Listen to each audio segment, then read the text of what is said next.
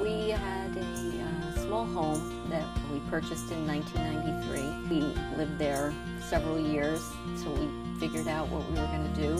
The property was a nice size for expansion. We knew that we could not visualize what needed to be done, and we knew that we needed to hire an interior designer.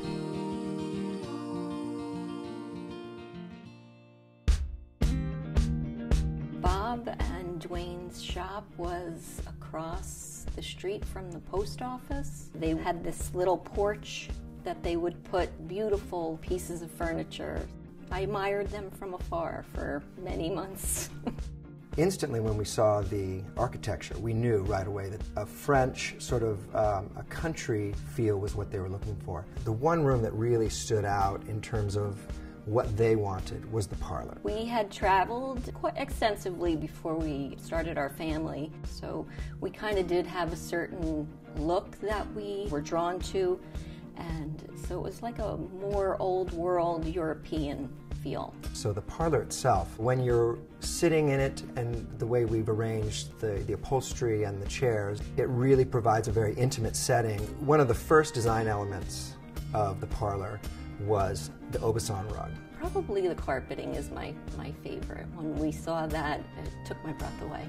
And Aubusson really is just a glorified term of needlepoint. It's really, really fine, fine needlepoint. Bob introduced us to an artist that he was familiar with. We developed a meeting between the two, and they got to see some of his work. It really played into the aesthetic of this French chateau. His work was beautiful, and the colors fit perfectly into the parlor. We decided we needed one specifically large sort of focal point in the room, and then we were going to work on smaller pieces as well. We wanted to keep a couple of little pieces of the old home, and we cut off the finials of the railing, the staircase. Bob had suggested that we mount them and make bookends out of them. Both Kim and Chris were not fans of wallpaper or wall coverings in general, so we decided to enlist the aid of a beautiful visual painter. She did many layers of faux finish to create the look of silk wallpaper.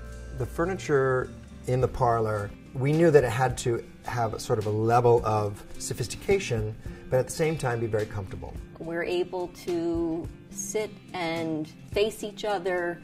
Wherever you sit in the room, you're able to have close, intimate conversations. They made our lives so much easier.